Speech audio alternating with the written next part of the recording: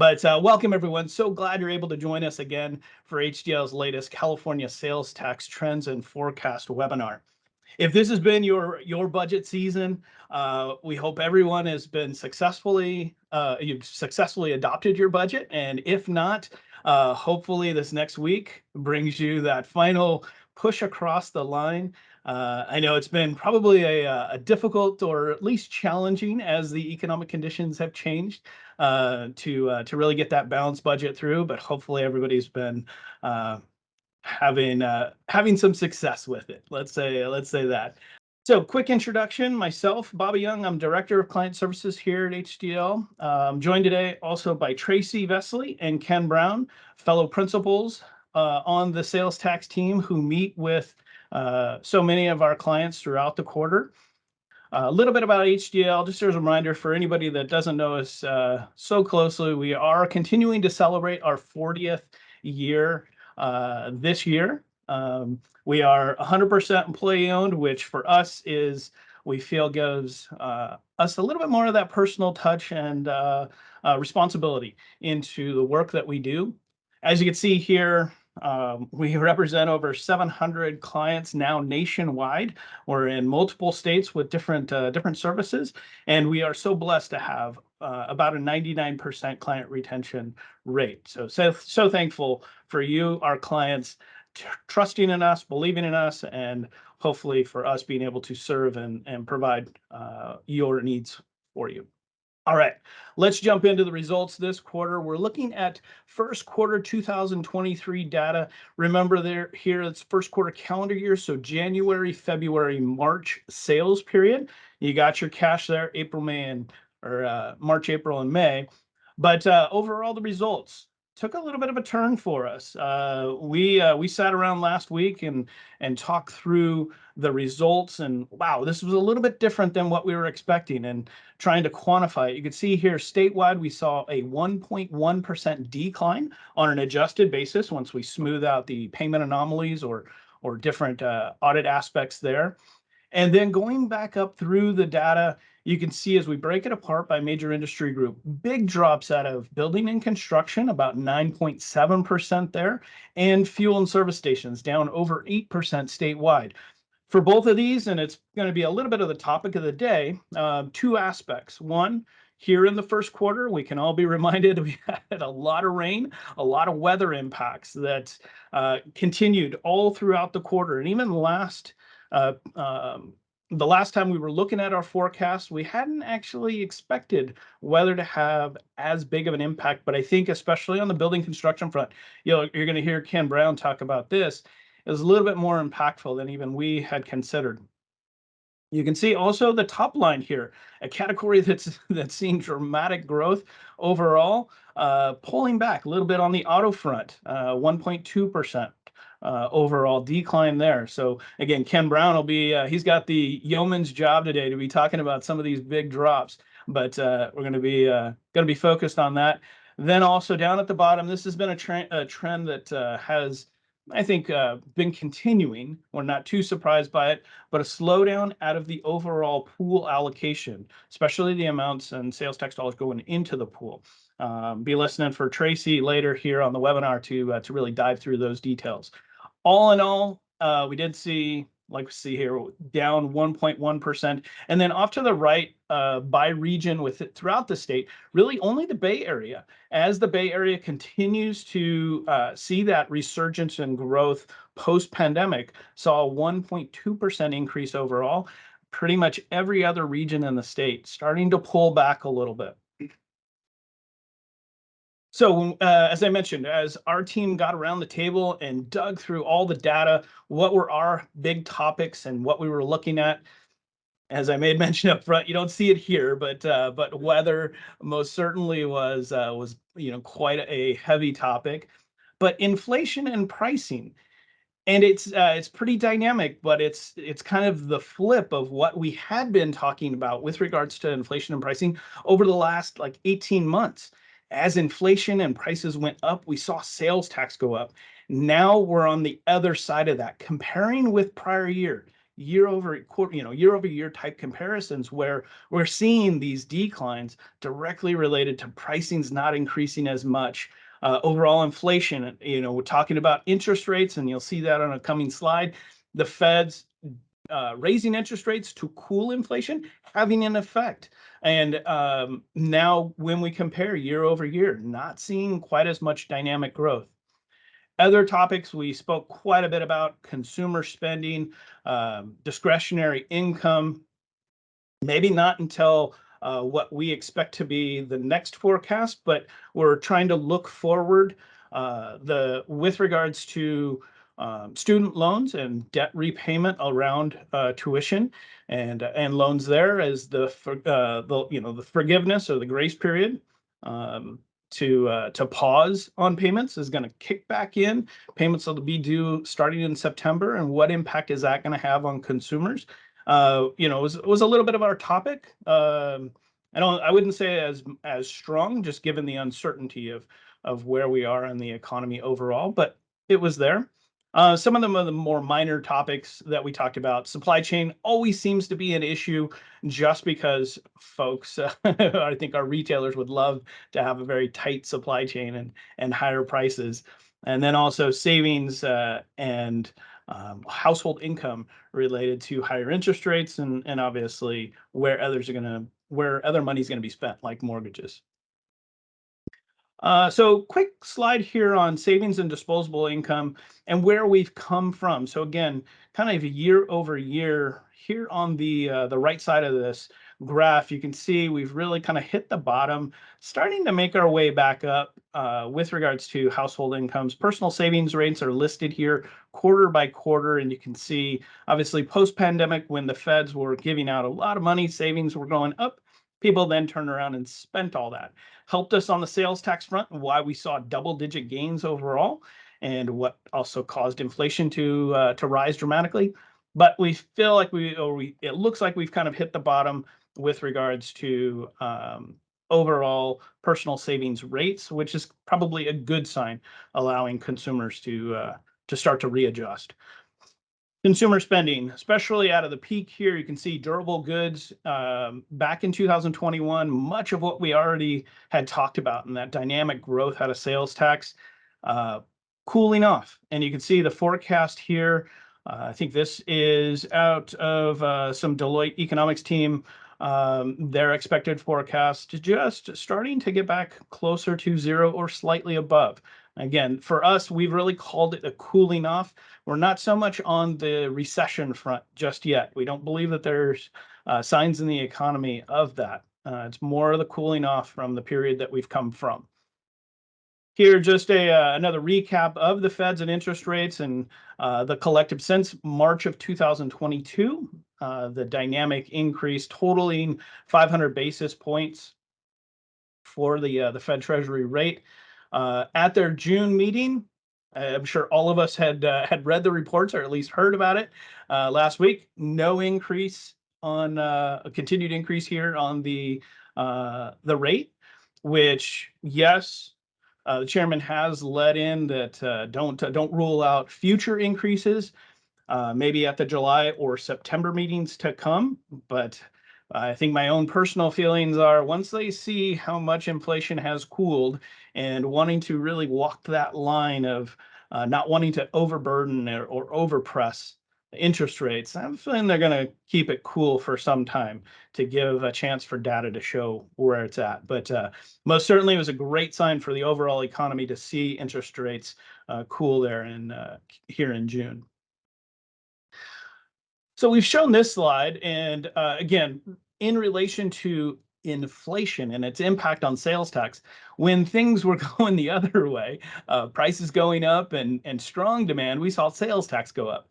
So now we're kind of flipping the switch, and as demand starts to weaken, as prices come down comparatively, again, year over year or dynamic percentage changes, yep, we're going to see taxable sales start to either level off or go down slightly. And I think that's what we saw earlier out of the actual 1Q23 results.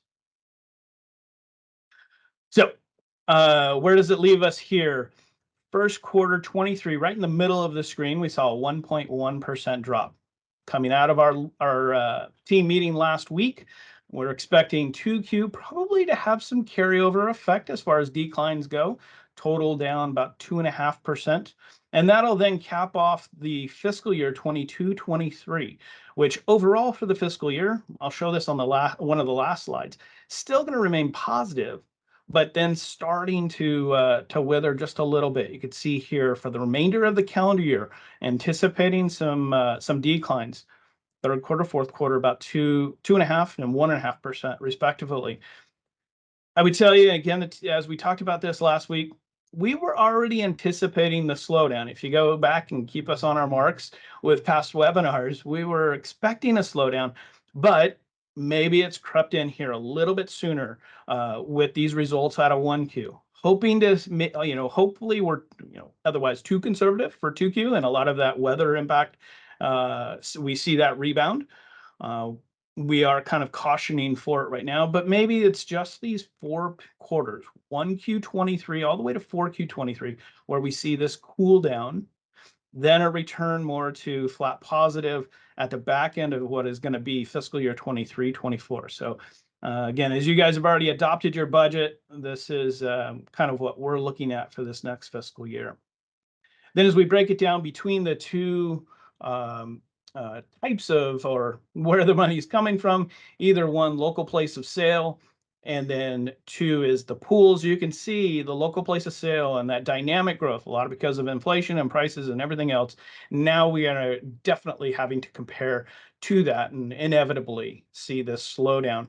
You can see for the pools, we had already started to see that slowdown. And again, I'll let Tracy talk more in depth on the pools coming up and what we're anticipating there. But for the remainder of the fiscal year, and then a little bit of a leak into, you can see here as we look at it, fiscal year 23-24. Actually, that should be 24-25, I believe. Expecting more of a recovery rebound back into a more traditional, normal historical growth, 2 to 3% type of growth. So that was kind of the overview. At this point, I'll turn it over to Ken Brown to jump us into the major industry groups. All right. Thank you so much, Bobby.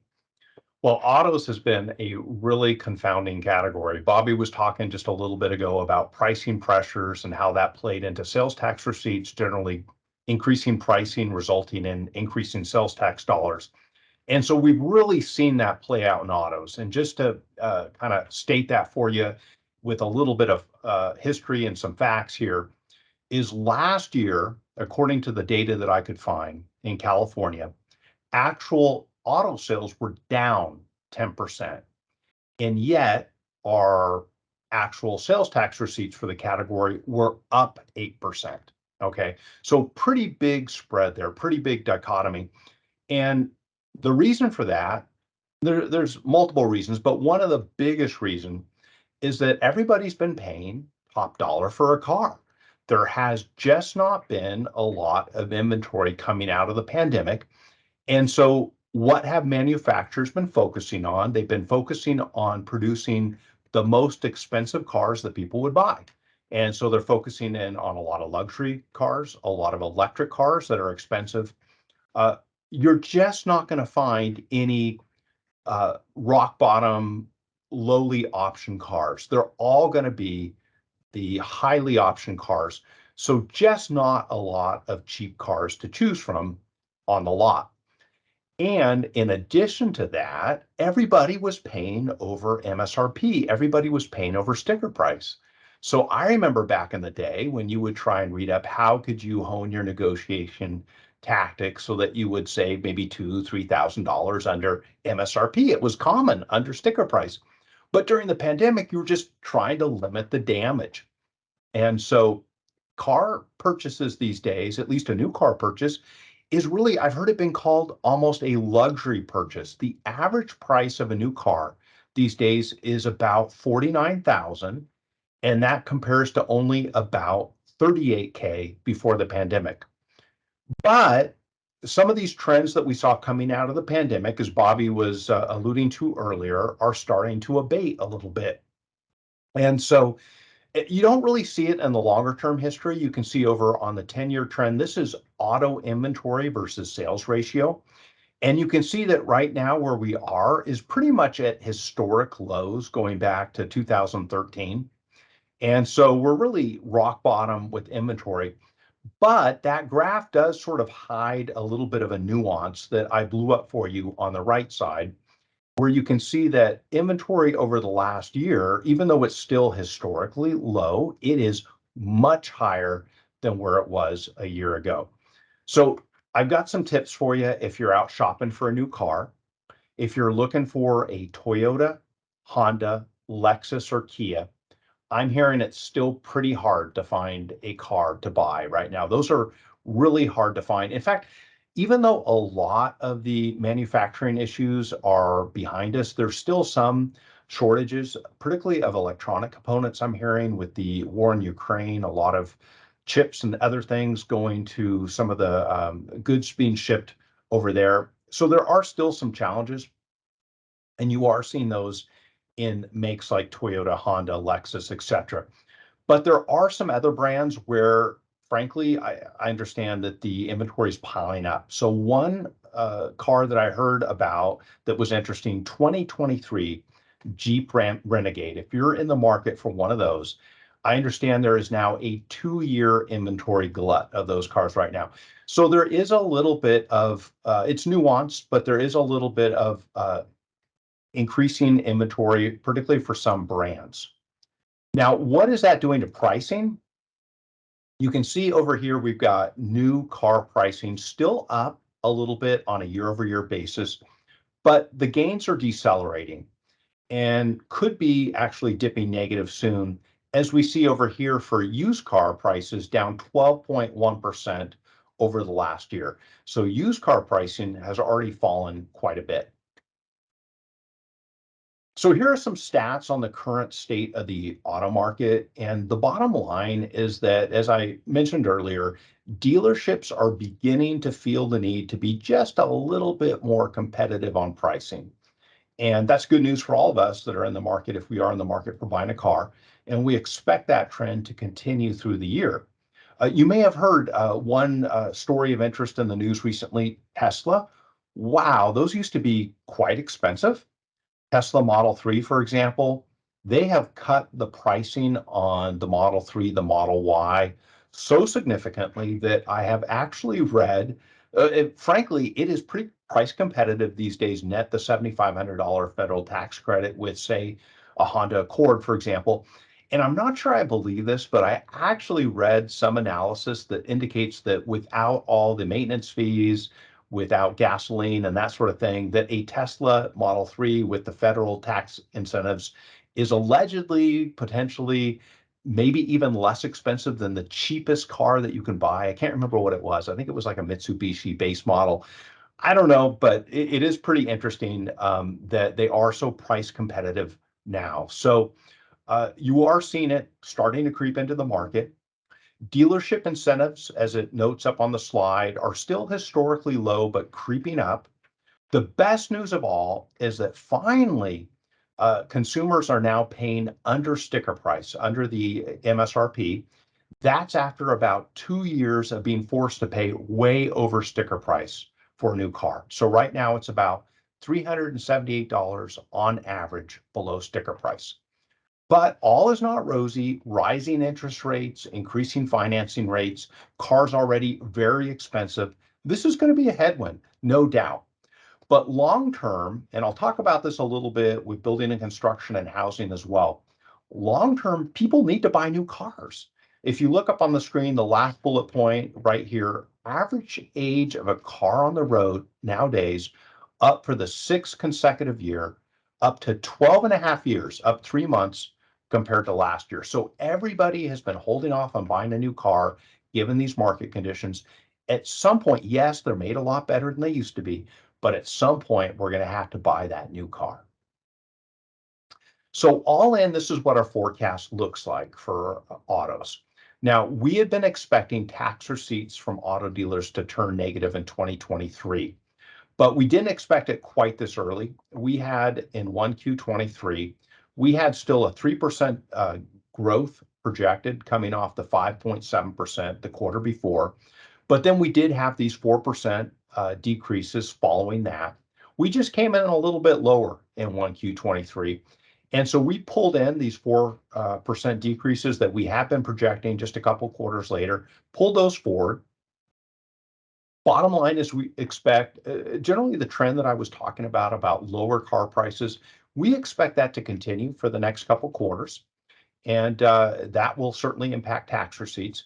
But after that, we expect increases going forward beyond 23, 24. Cars are just too old and there is too much pent-up demand out there.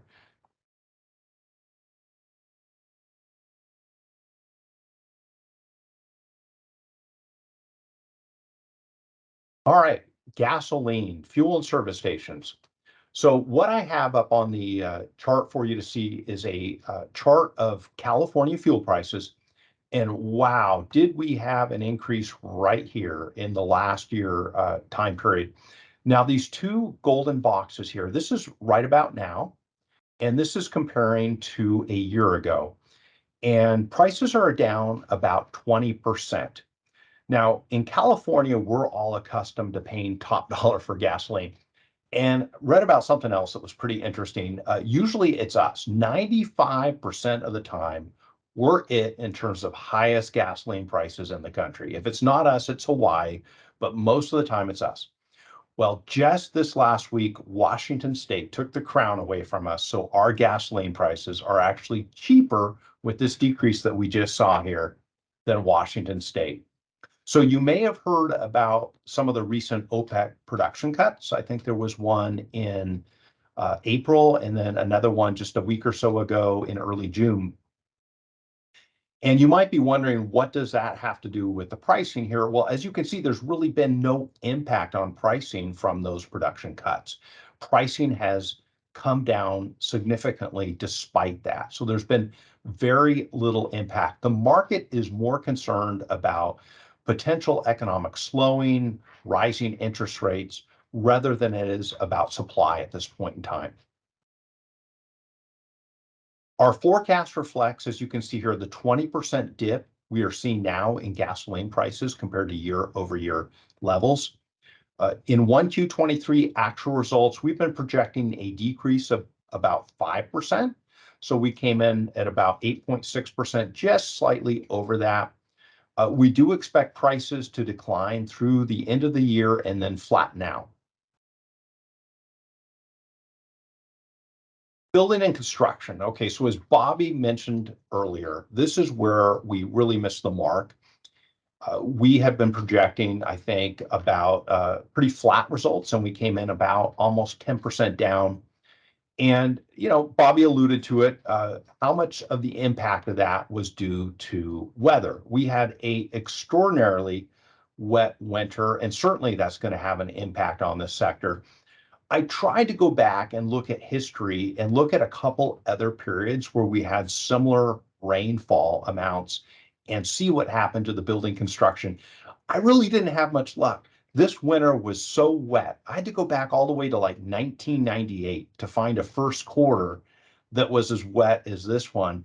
So I did, for you guys, I took a look. What did the tax receipts do? And what did they do more importantly after that? Did we see a big surge?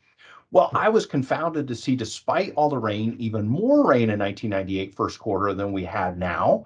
And I checked a couple areas around the state, LAX, Modesto, a couple other areas I could find that were all a little bit wetter. But believe it or not, building and construction receipts in that time were solidly positive. So there was no decrease. It's just a different period of time. Back in those days, we're coming out of a recession. I remember it. First job right around then. And we were really underbuilt in housing, the housing market, great time to buy a house in California. I wish we could all go back in time and do it. So really, there was a lot of pent-up demand, and we're coming out of a recession. And so really a totally different period of time. You really can't compare the two. There is no doubt that rain had something to do with it. We'll just have to wait until next quarter to really see how that plays out. But what we do know, another important component of the price decline in building construction is the price of materials. And lumber is certainly a very important component of overall building construction tax revenue. And what I have on my slide now is a graph of lumber prices. And you can see how they spiked during the pandemic. This yellow oval here, this is 1 year ago. And then over here on the right side of the graph, you can see current history right now. And we are all the way down about 64% lower after that inflationary spike we had a year ago. So this and other material prices are a very large driver of overall building construction results. So I think between the rain and this, certainly very impactful in terms of what we saw this quarter. So our forecast going forward assumes that we have seen the worst of the declines in lumber prices. We also think that there's some pent-up demand after last quarter's rain. But even so, we know that consumers are pulling back just a little bit from home improvement work. We know that there's been a shift in consumer spending. Tracy's going to talk a little bit about in her presentation about a shift in how consumers are spending their money when she gets to a discussion of general consumer goods.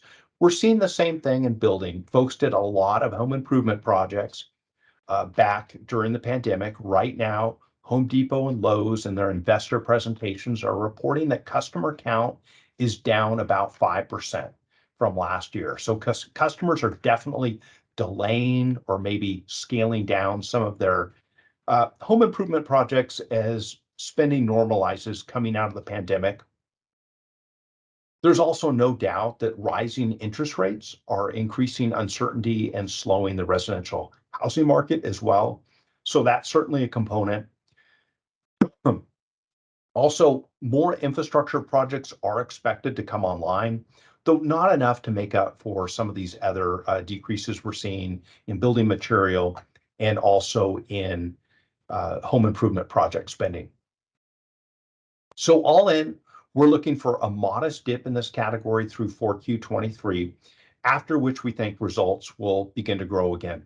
Kind of like autos, there is a huge shortfall of housing in this country and the state, a lot of pent-up demand, and also not only for housing, a lot of pent-up demand for infrastructure projects. So long-term, we think this will be a strong category after we get a little bit more certainty with interest rates going forward.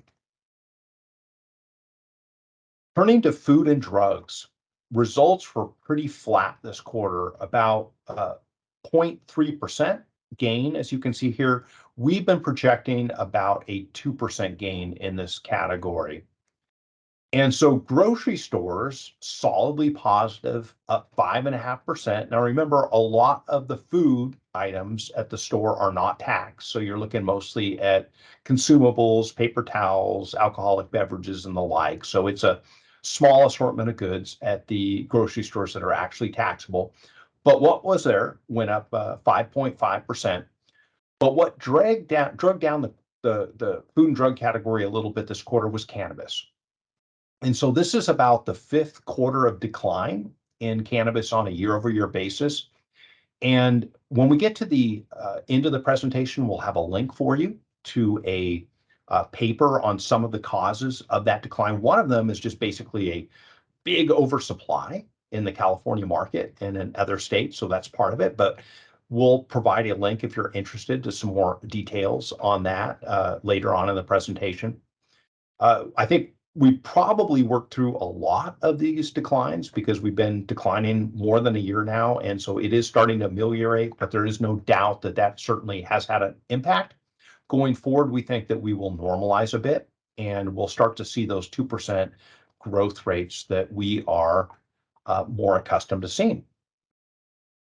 So with that, let me turn it over to my colleague, Tracy, to talk about general consumer goods. All right. Thank you, Ken. So let's talk about general consumer goods. This is one of the larger tax categories. This is where we spend a lot of our money. Our disposable income, a lot of it goes into general consumer goods. If we're not buying a car, we're spending money here. So general consumer goods, we saw a contraction in the first quarter results, about 1.9%. The largest, let me get my highlighter here. The largest sector in this group is discount department stores. They're about 33% of the group. So what happens to them kind of influences the overall performance. They were down for the quarter, as you can see, about just under 1%. And really, you don't see a lot of green here. You see a lot of red. So the two bright spots in general consumer goods for the first quarter were family apparel and specialty stores. So family apparel, just as a point of reference, a little bit different than women's apparel. Family apparel tends to be stores like, oh gosh, I'm trying to think. Marshalls, TJ Maxx, Ross, those kinds of family apparel stores, up 2.3%. Definitely looking growth there, probably related to the fact that we're looking to spend our money to get a little bit better of a deal. Specialty stores, this is kind of a fun one. The two sectors really driving this performance, this 4% growth, are related to beauty and pets. Pardon me. So we're in this era of self-care right now, and we're spending money. We're spending a lot of money on our beauty products. We're not scrimping there. We're also spending a lot of money on our pets. A lot of us have COVID animals, and that spending trend continues. We see pet stores, pet supply results still very high. So that is what's driving this growth here. But you do see all these other categories, which are big categories in the general consumer goods group, down. Home furnishings, jewelry stores, women's apparel, all almost double-digit reductions across the board. You know, it really does appear that higher earners are starting to spend less. You see that in jewelry stores and women's apparel. Those categories grab a lot of designer brands. We're just not spending the money there as much as we were previously. Instead, and I think Ken was kind of alluding to this as well, we're starting to spend our money in other places. We're looking for a deal, but we're also spending on experiences a little bit more than we're spending on stuff. And we see that in the general consumer goods results. All right, this slide, it's a little busy, but it does tell a good story, kind of building off of what I was saying. We're looking for a deal, right? So this slide is showing where we're trading up or trading down in our spending, looking at just a couple of key categories. So food and grocery, we're trading down. We're not buying necessarily name brand products. We're looking at store products here. Same with household consumables and apparel. Looking for better value for our dollar. But again, the one area that we are spending a lot of money in is the beauty industry. So they continue to be raking it in. We are not trading down, we are trading up and spending a lot of money on those products. All right. So looking at general consumer goods, pulling out discount department stores because they're so big and they definitely skew the overall results. Looking at these other high impact categories, department stores, family apparel, sporting goods, to name a few, they've been slowing down since third quarter of 21. And you know, you could see this sharp decline. A lot of this is attributed to the economy, interest rates, uncertainty. We're pulling back on how we spend our dollars, and is evidenced by these quarterly results. So in first quarter of 23, down. Collectively, this whole group right here declined about 2.5% for first quarter of 23. Seeing kind of flat over the next few quarters, and then a little bit of growth going into calendar year 24. And we'll see that in a couple of our other categories as well. So overall, general consumer goods as a whole, this includes discount department stores. We contracted just under 2% in first quarter of 23, and anticipating that to continue a little bit going into the remainder of the calendar year. And then starting just, you know, slowly seeing growth come back in second quarter of 24, but pretty flat, low to no growth for you know, the next year and a half. Okay, I'm going to dive into the pools. So I'm moving out of general consumer goods, which is part of your Bradley-Burns sales tax. And now I'm going to talk about the pools. This is indirect allocations. very important element of local sales tax. This is still generally like second or third for most local governments as far as overall revenues, sales tax revenues. Pools are indirect. You get your share of the pool based on a percentage of your Bradley Burns growth for that quarter in your county.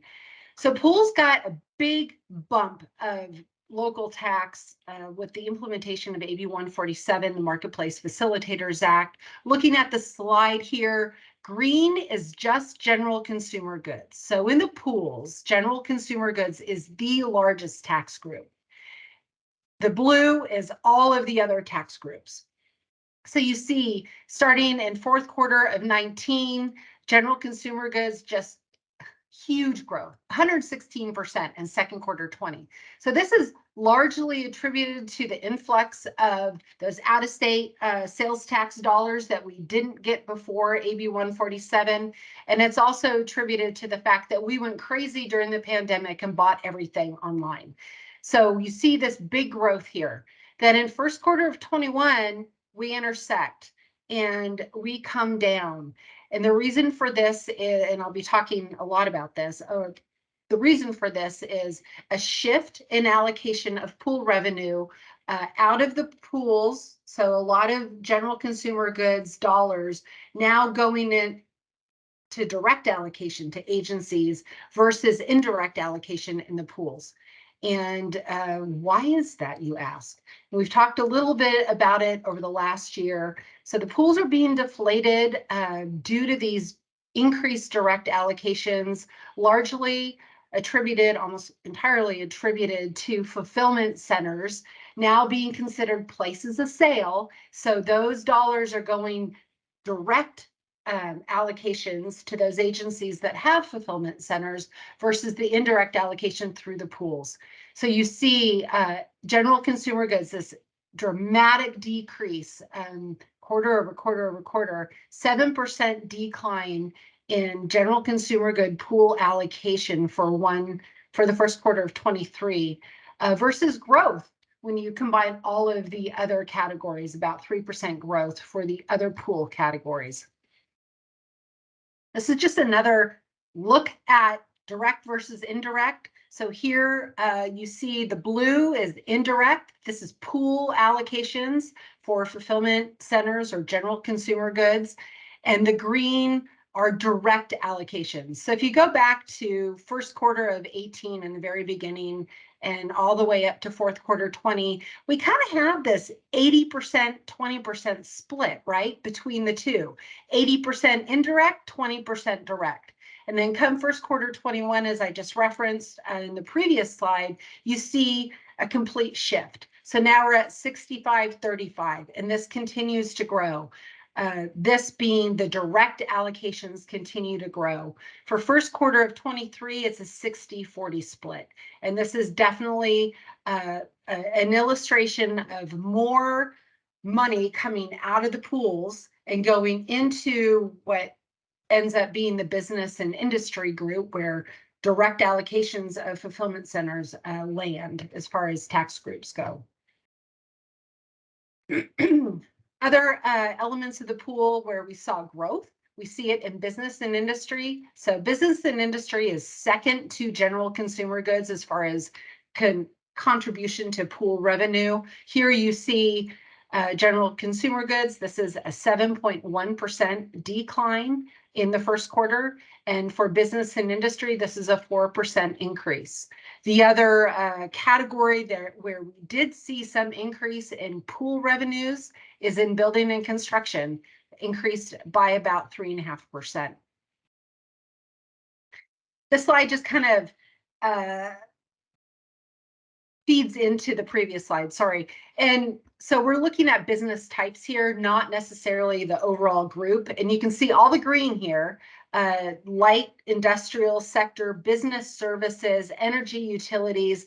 These are all business and industry related business types. And this is where we're seeing growth. And this is what contributed to that business and industry growth in the pools. Contractors grew. This contributes to the building and construction growth in the pools. And then specialty stores, we talked about that. This is makeup and dog food. All right. Looking at the pool's forecast, where we anticipate the projections to go. In first quarter of 23, the pool overall was down 1.1%. We had projected it to be positive by 1%. Kind of in keeping with where we were in fourth quarter. Now, we've definitely seen the pools contract as dollars come out of the pools and go into direct allocation. This was a little bit more of a contraction than we had anticipated, but we did anticipate that in in succeeding quarters, we were going to see a contraction. It just kind of like some of the other groups, it happened a little sooner than what we had anticipated.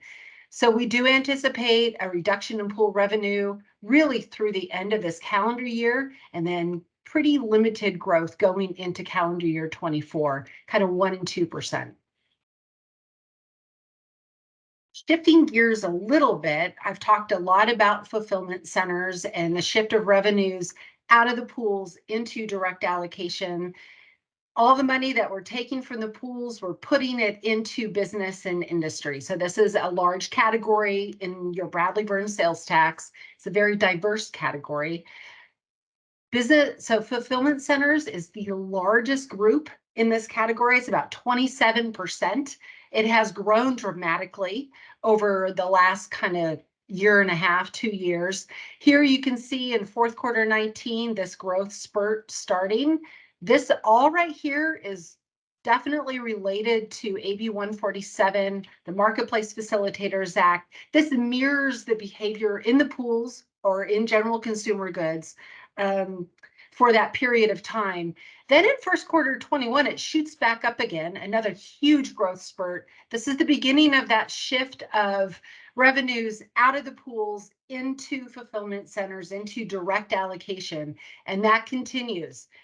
Kind of another spurt here in starting third quarter, fourth quarter 22, as additional fulfillment centers have come online in the state, being treated as places of sale, more dollars coming out of the pool, going into direct allocation. Let's pull fulfillment centers out of the conversation just for a minute, because I think you're all sick of me saying those words.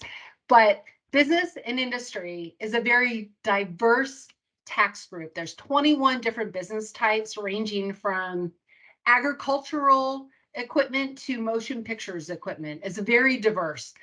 What you see on the screen right now are the top 10 business types, medical biotechnology being second to fulfillment centers. Definite contraction for the first quarter period. I think coming off the pandemic and immediate post-pandemic, there's definitely been a pullback in spending in the medical biotech industry. This is related to equipment and supply sales, certainly not purchasing at the level that we were a year ago. This is about a 7% contraction for the period. The other group I just will highlight here, another large contraction for the period, garden and agricultural supplies. This is like a 19% drop compared to what we were spending a year ago. Definitely kind of just a slice of us spending less, and it's not just on clothing and other general consumer goods, it's in the industrial sector as well.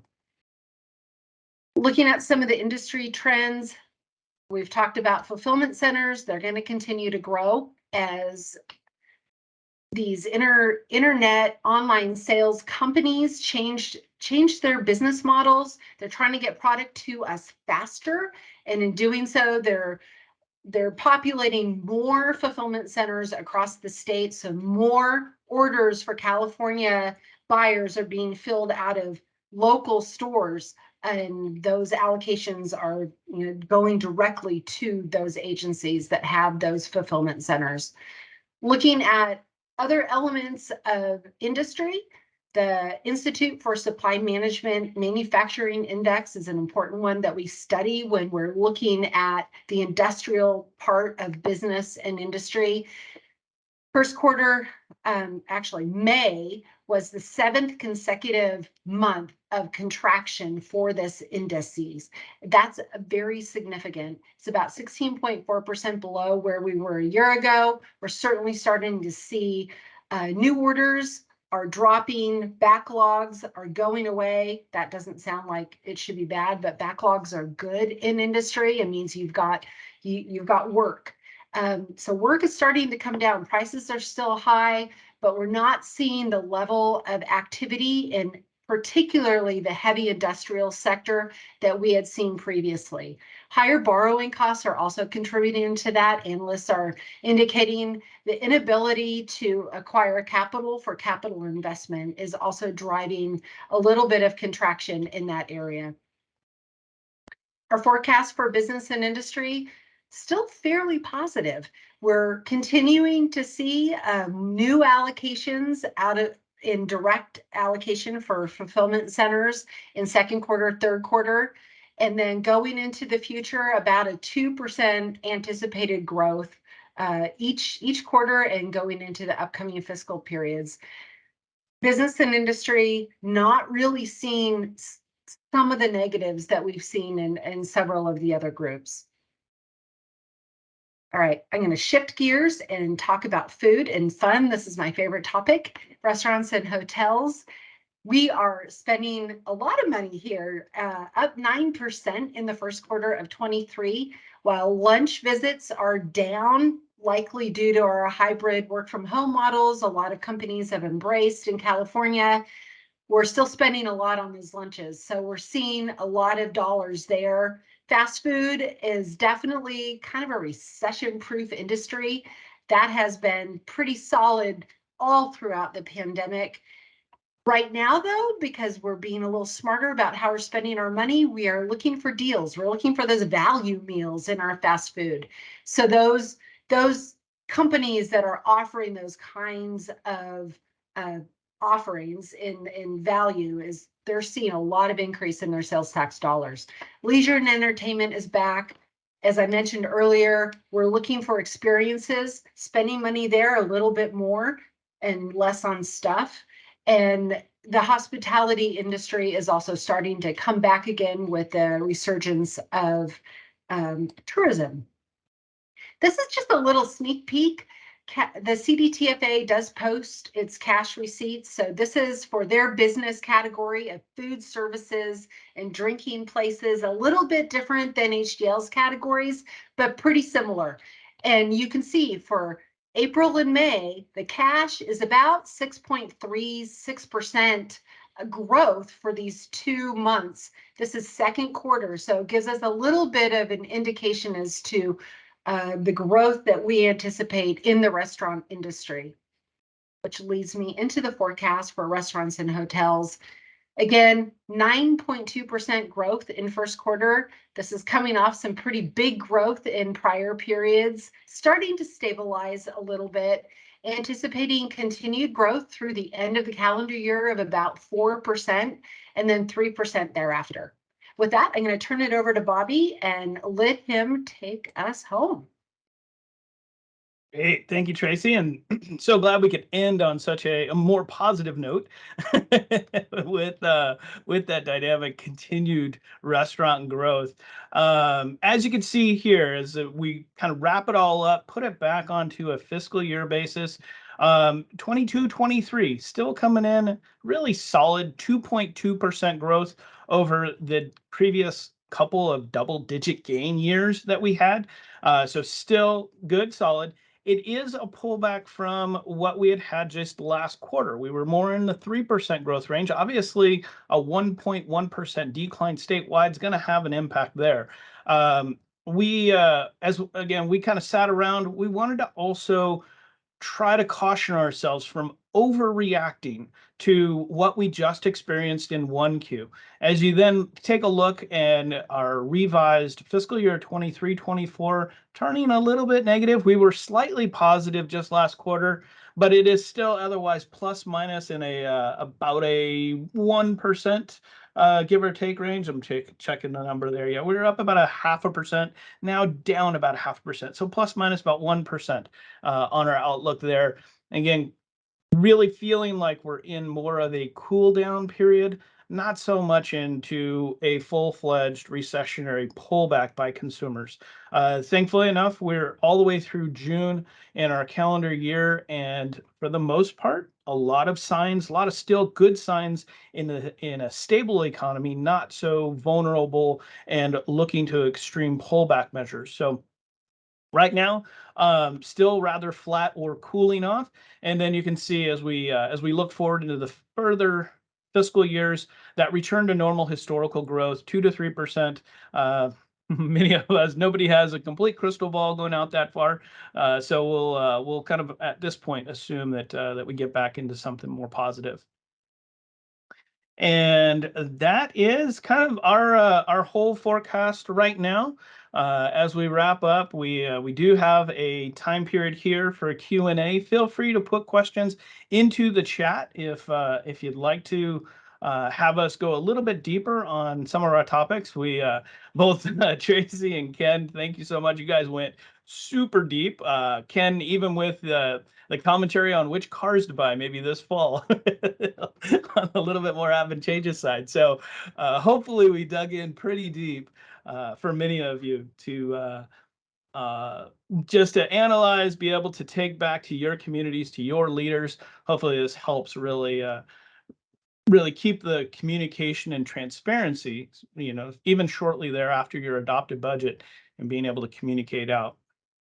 Looks like we did get one question. Can we get a copy of the PowerPoint? Wendy, absolutely. In about maybe beginning of next week, we'll have the whole presentation and webinar ready to go. It'll be available on our website, but you, as a registered participant here, will receive an email letting you know that the PowerPoint is ready. Don't see too many others. Let me go ahead and talk a little bit about what Ken mentioned earlier. Here you can see just a quick point about our cannabis compliance services. Many of your local jurisdictions have adopted some sort of cannabis policy program, some ordinances, and kind of already got the ball rolling there. If you'd like to know about the current trends, feel free to use this QR code here to link you and let you know about the current cannabis industry supply and demand. And then also part of our normal sales tax meetings this quarter coming up here in July and August when we meet with you, we'll have a flyer with regards to our cannabis compliance services to help you if you're struggling with kind of really monitoring your local cannabis merchants and making sure that they're following along with your ordinances and otherwise in compliance. Our HdL cannabis team would be more than happy to help your local city. So with that, thank you guys all so much. Hope you have a great rest of the day. Thank you, Tracy and Ken. Did a wonderful job on wrapping it all up. But have a great rest of the day, guys. Thanks so much for joining us. Look forward to our next webinar in September. Thank you guys so much. All right. Bye-bye.